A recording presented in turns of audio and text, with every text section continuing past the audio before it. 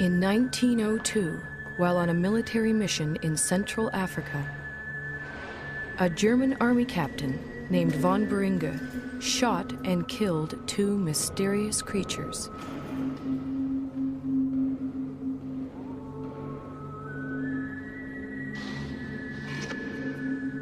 He then sent the skull and bones of one of them back home to Germany.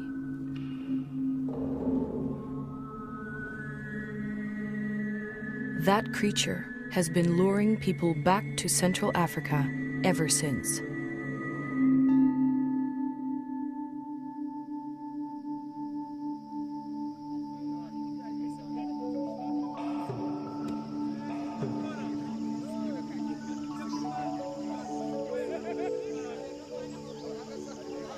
In 1921, American naturalist Carl Akeley made his way to the gorilla's ancestral home. The Virunga volcanoes, in what was then the Belgian Congo. Akeley brought a movie camera to document his visit, and a little girl to help prove Africa wasn't such a dark continent.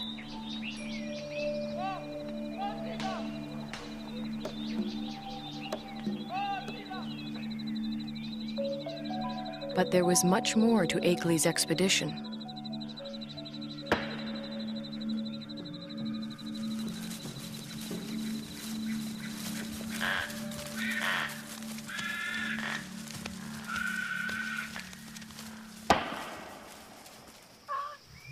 Akeley had come to collect mountain gorilla specimens for exhibit in New York.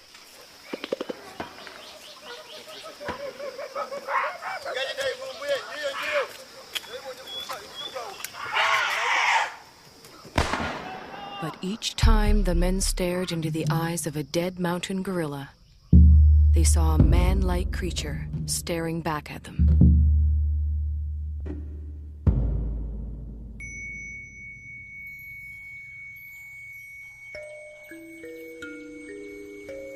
Akeley decided the killing must end. He urged Belgium's King Albert to make a permanent sanctuary of the gorilla's home.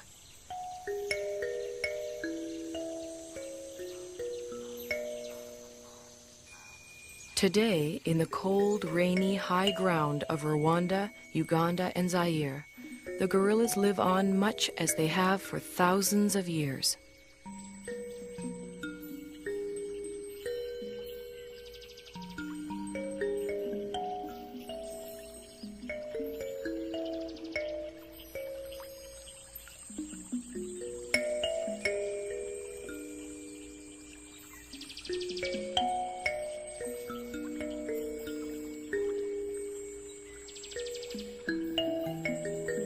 Only now their mountain home is tiny and isolated, pressed in on all sides by people and farmland.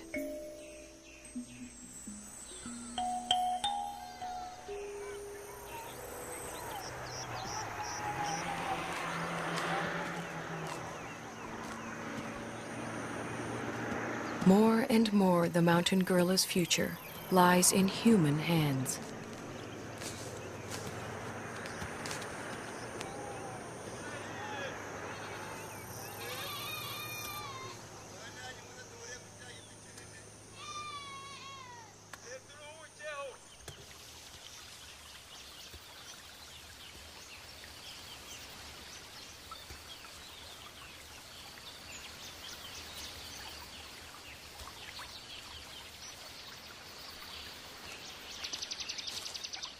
American field biologist George Schaller was the first person to study mountain gorilla behavior.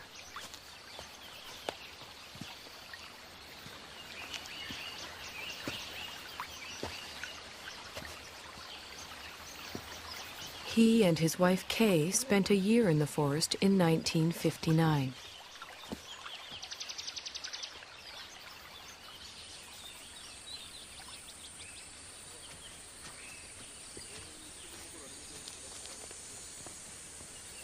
A number of other scientists have followed. Among them, current director of the Karasoke Research Center, Diane Doran. Hi. Hi. You made it. Good to see you.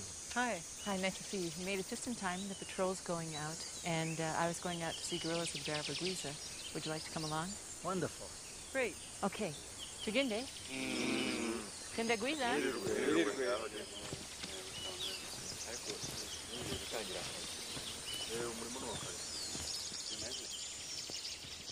Gorilla researcher Diane Fossey established Karasoke in 1967 in the forest she grew to love.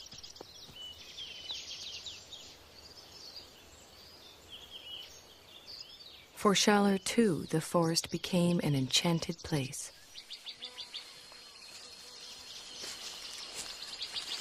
Some of my most magical moments with wild animals were watching gorillas, staying with them day and night. I used to do all my own gorilla tracking. You walk along slowly, you see the broken vegetation, you smell the animals. There's the musty, somewhat sweet odor of gorillas in the air.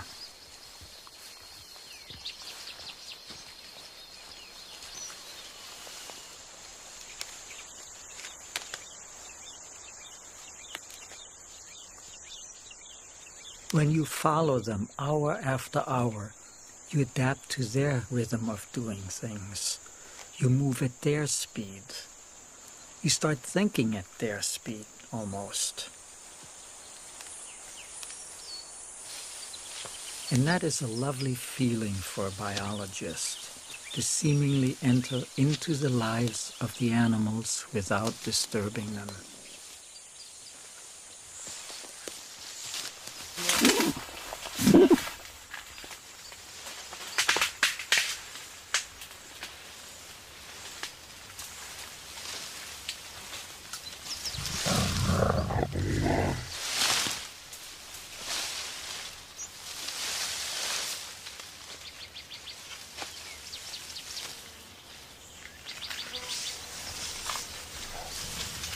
When approaching the animals, scientists try not to be too quiet.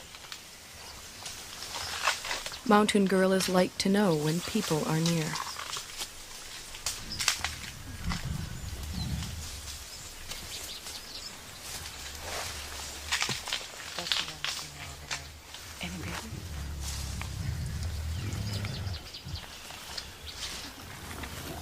The mountain gorilla's day is spent feeding and resting.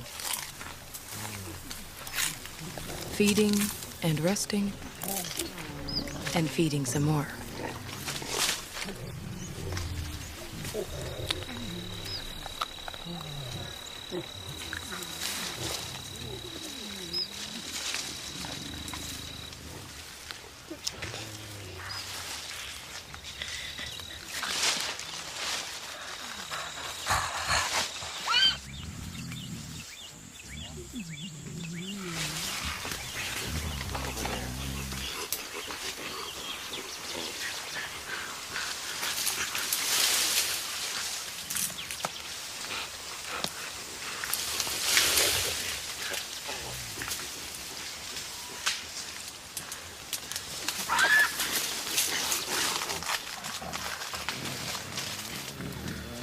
There are only a few hundred mountain gorillas left in the world.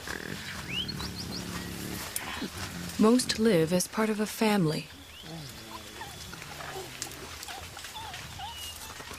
The father and protector of this family is the male silverback, Umagumi.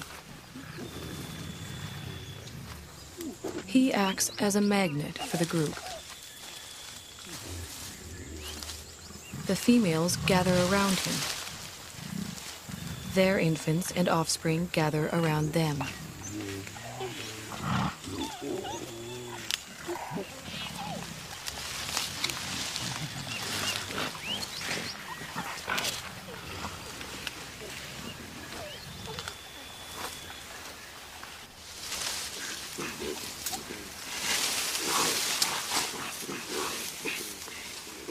Mountain gorillas are social animals.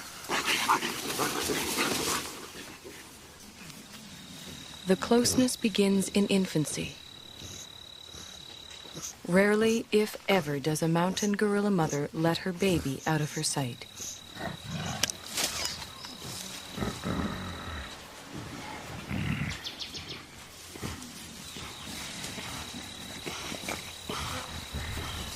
The baby, for his part, likes nothing better than to make contact with the other members of the group.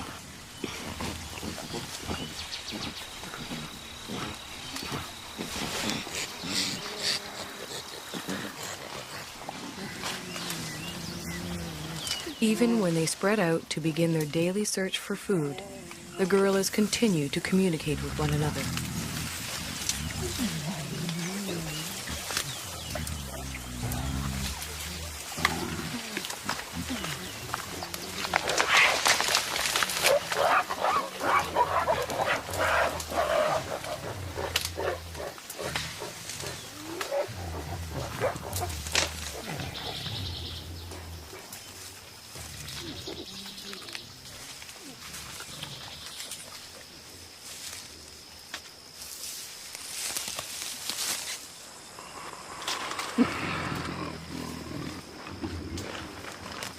While the adults devote most of their waking hours to foraging for food, the youngsters devote most of theirs to play.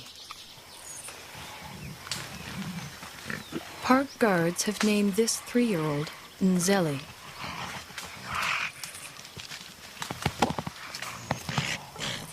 They call his friend Imvura.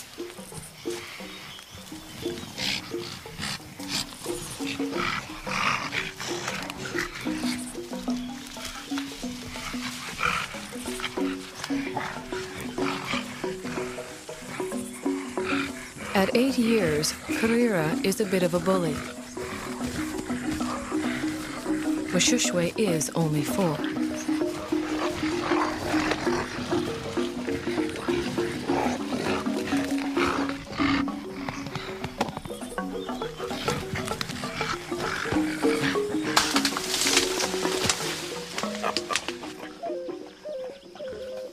The games they play help the youngsters determine their status in the group.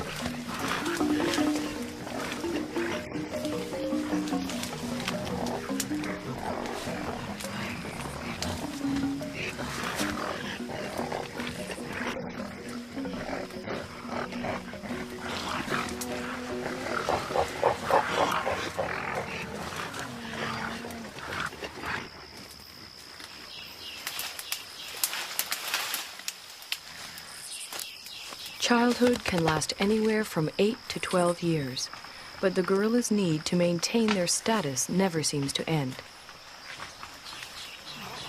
Any opportunity to reinforce the hierarchy is seized upon.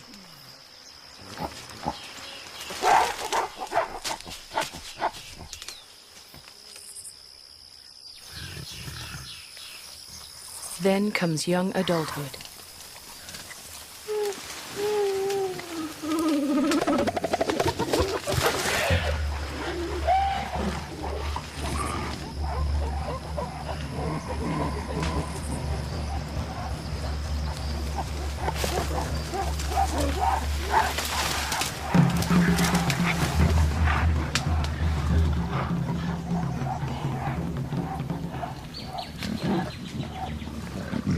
At 13, Intwari has the beginnings of a silverback and his first real sense of the power that comes along with it. He also has a dedicated young male follower.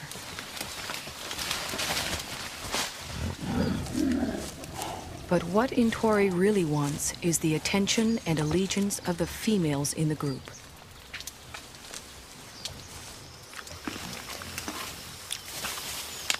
Umugumi doesn't seem too threatened by Intwari's advances towards the females. Well over 400 pounds, the dominant male silverback could easily discipline the younger one, or throw him out of the group altogether. For now, Umugumi seems content to focus on the local vegetation, of which he eats some 50 pounds a day.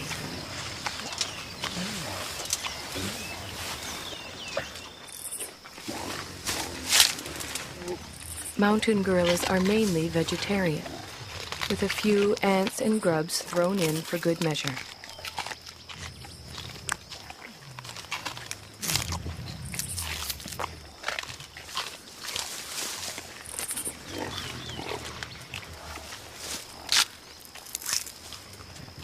Their staple diet includes a bitter, stinging mixture of thistles, nettles, goosegrass, bamboo, and wild celery.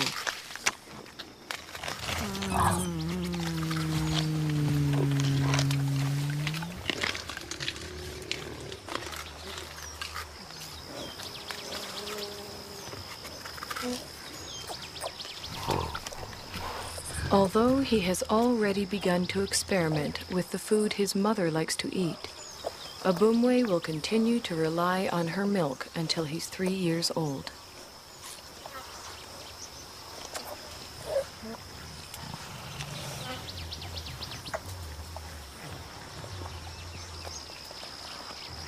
By the time he's 4, Abumwe will be strong enough to forage on his own.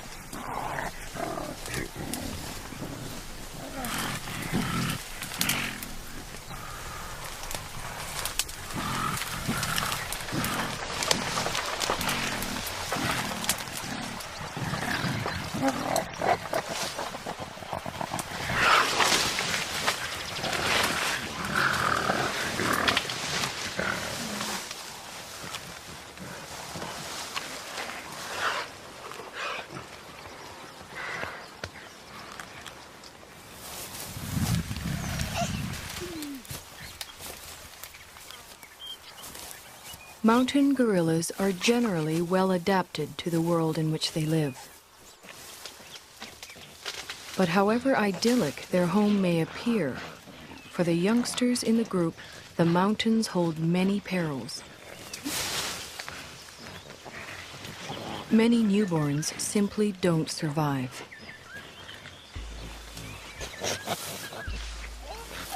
Mbele gave birth 2 days ago. It will be several months before she can even let go of her baby, much less let him out of her sight.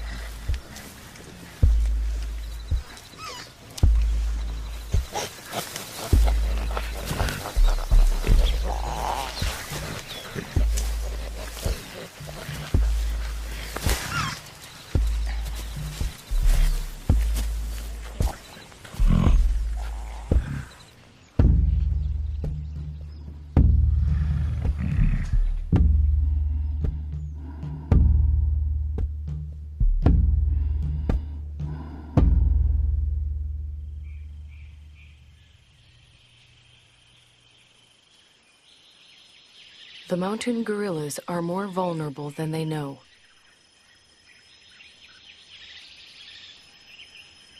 Their ancestral home is much smaller than it once was.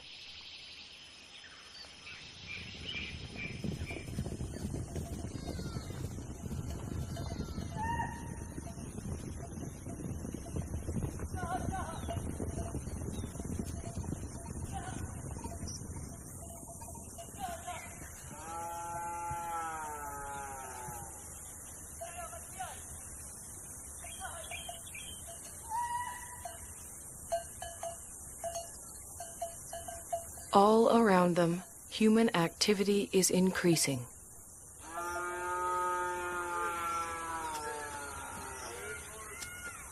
Yet the mountain gorillas continue to live and move in ways familiar to them for generations.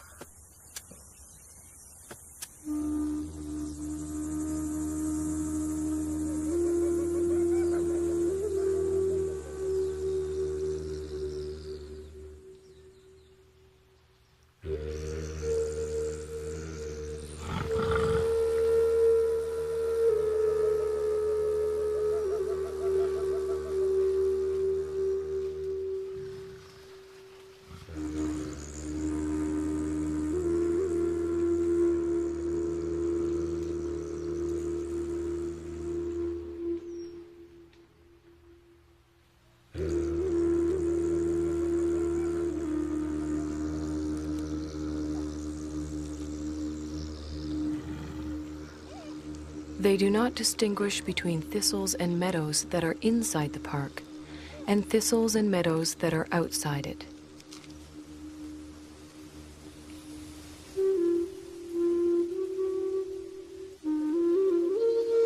They simply go where their never-ending search for food takes them.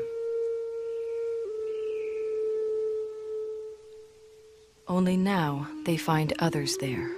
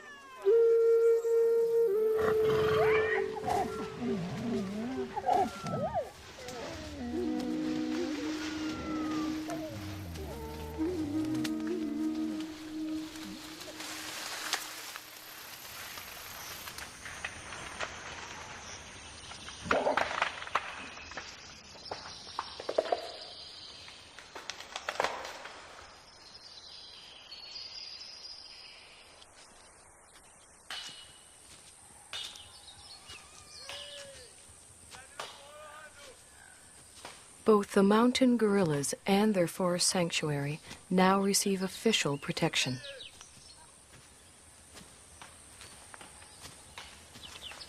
Park guards and anti-poaching patrols go to the forest every day.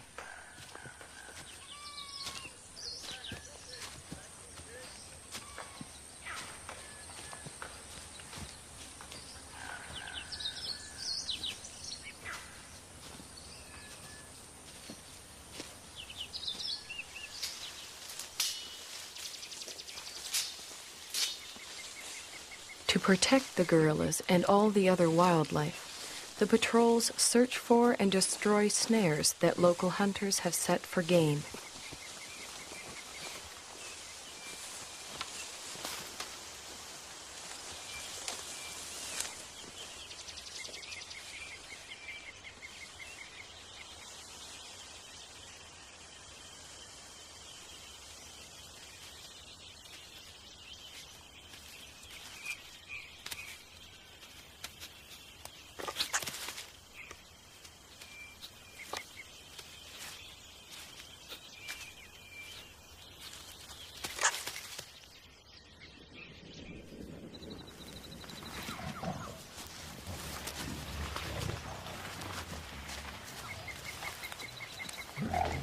The guards search the forest, checking on the gorillas' whereabouts and welfare.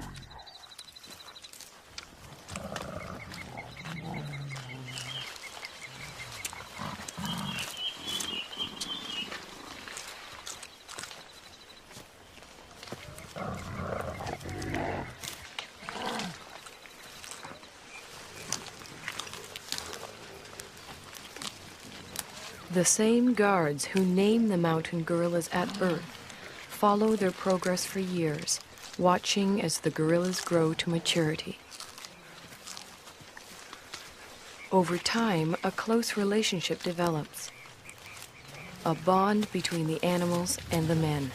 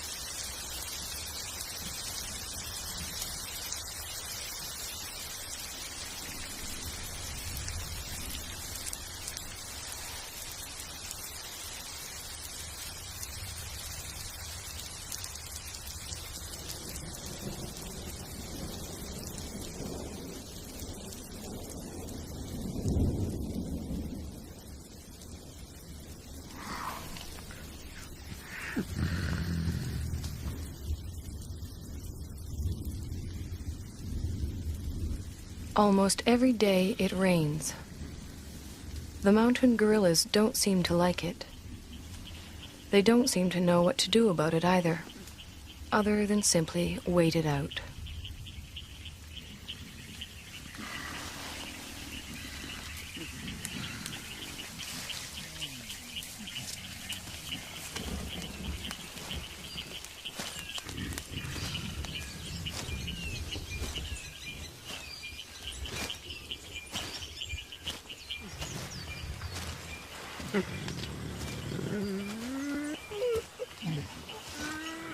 At least the rain provides them with a rich supply of food.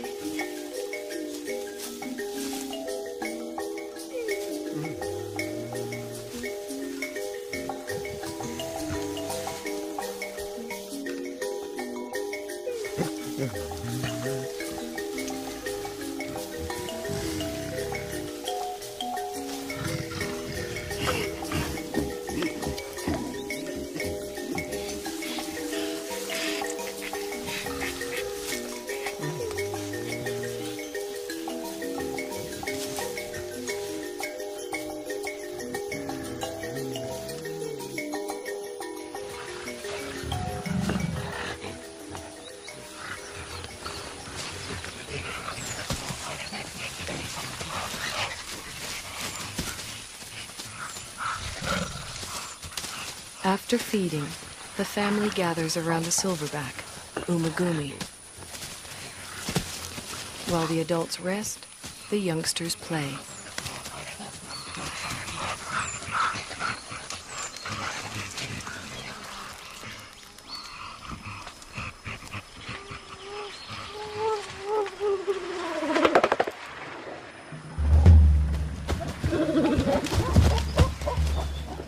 For the group's leading young adult male, it's become much more than play.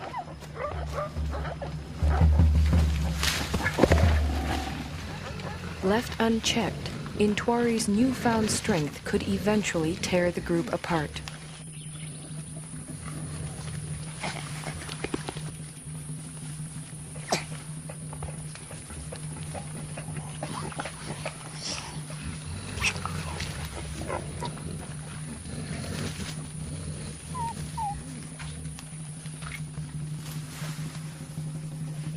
The threat Intwari represents puts females such as Poppy on edge.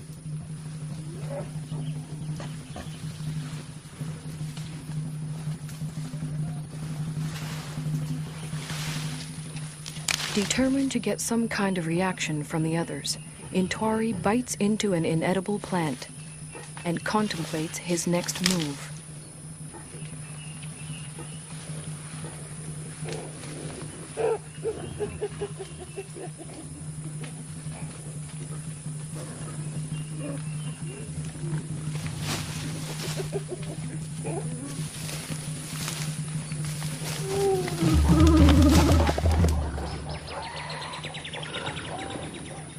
This time, even Umagumi seems uneasy.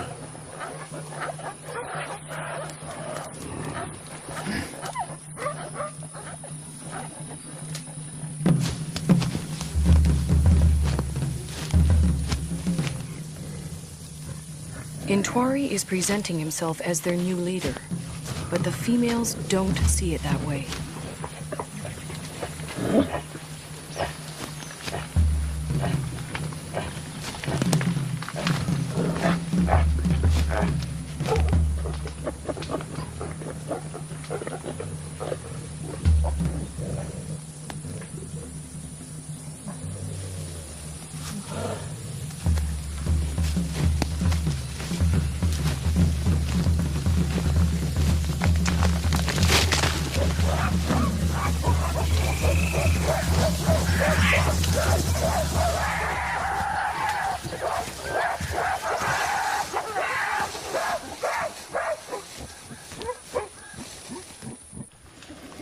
Having forced Intwari out, the group moves on.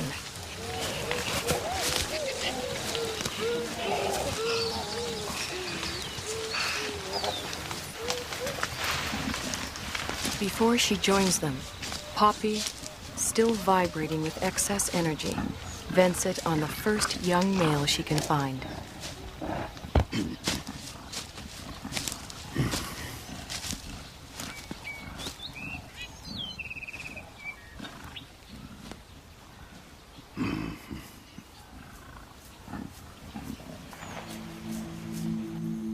To be pushed out for good seems harsh, but what Intwari really needs now is time and space to mature, to the point where he too can have a family of his own.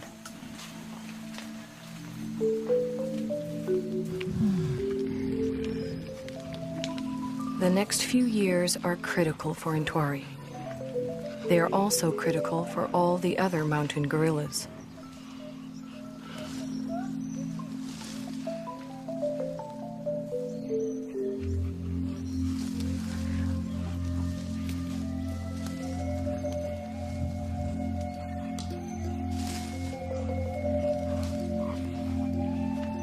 Whether the outside world will allow Intwari and the others the time and space they need is an open question.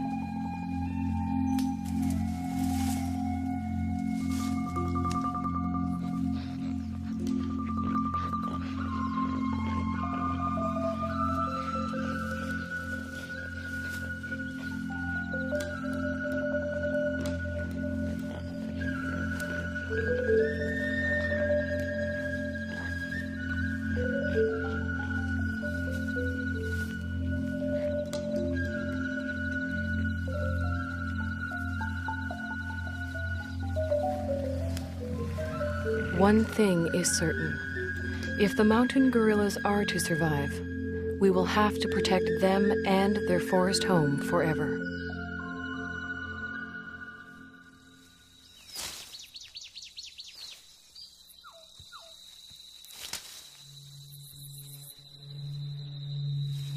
If we ever turn our backs, they'll be gone.